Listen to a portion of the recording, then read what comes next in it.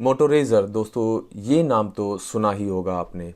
Motorola ने Moto Razr launch किया था 2004 में, पर आज हम इसकी बात क्यों कर रहे हैं? क्योंकि दोस्तों competition is still on. Foldable screen के कंपटीशन में जहां सैमसंग का नाम सबसे ऊपर आता है, वहीं मोटोरोला ने भी अपना नया फोन मोटो रेजर 2019 अनाउंस करके एक नया कंपटीशन क्रिएट कर दिया है। मोटो रेजर को रीफॉर्म करके मोटोरोला अपने आप को एक नए लेवल पर ले जाना चाहता है। तो चलिए देखते हैं, जानते हैं इस फोन में क्या होगा खास, कौन से फीचर्स आपको इस फोन में बहुत अच्छे लगने वाले हैं। दोस्तों इस वीडियो में कुछ हम खास जानेंगे इस फोन के बारे में, क्योंकि जो लोग सिर्फ स्पेक्स देख के फोन खरीदना चाहते हैं, शायद ये फोन उन लोगों के लिए नहीं होगा, क्योंकि ये एक इनोवेशन है, ये एक एक्सपेरिमेंट है और शायद मोटो ने ये कर दिखाया है। चलिए देखते हैं क्या है खास मोटो रेजर 2019 में। This is all about design,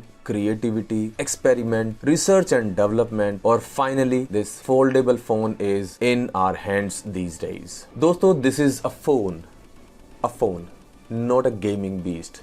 जो आज के एंड्रॉयड फोन्स हम देखते हैं, उसमें हम देखते हैं best processor, best display, best RAM, best internal storage and so many things. Moto Razr इन चीज़ों में शायद बेस्ट नहीं होगा, पर ये एक यूनिक डिवाइस और एक यूनिक प्रोडक्ट होगा। तो दोस्तों इस वीडियो में हम बात करेंगे इसकी लॉन्च डेट, होने वाली प्राइसिंग और सब चीजों के बारे में। तो देखते रहिए इस वीडियो को अंत तक। मेरा नाम है सचिन, आप देख रहे हैं माय टेक शो। अगर आप हमारे चैनल पर पहली बार आए हैं तो हमारे चैनल को सब्सक्राइब करके नोटिफिकेशन बेल को दबाएं, ऑल प्रेस करें फ्यूचर में सारे नए नोटिफिकेशंस को पाने के लिए। और दोस्तों अगर ये वीडियो आपको अच्छा लगता है तो प्लीज इस वीडियो को लाइक करें। So let's no more about this phone and let's dive into it now. New Moto Razr में आपको मिलती है 6.2 इंचेस की फ्लेक्सिबल POLED डिस्प्ले और इसमें सेकंड डिस्प्ले 2.7 इंचेस की मिलती है, जो कि एक GOLED डिस्प्ले है। और ये फोन स्नैपड्रैगन के 710 प्रोसेसर के साथ आएगा with Adreno 616 GPU and 6 GB of RAM with 128 GB of internal storage. इसमें मेन कैमरा 16 मेगापिक्सल का होगा with N aperture of f1.7 और ये एक डुअल पिक्सल टेक्नोलॉजी के साथ आता है। सेल्फी के लिए इसमें 5 मेगापिक्सल का कैमरा दिया गया है। इसमें आपको मिल जाती है 2510 mAh की बैटरी 15 वॉट के फास्ट चार्जर के साथ, और इस फोन का टोटल वेट होगा 205 ग्राम्स। और इसमें आपको एंड्रॉइड पाई देखने को मिल जाता है, साथ ही आपको इसमें देखने को मिल जाता है ब्लूटूथ 5.0, USB टाइप C,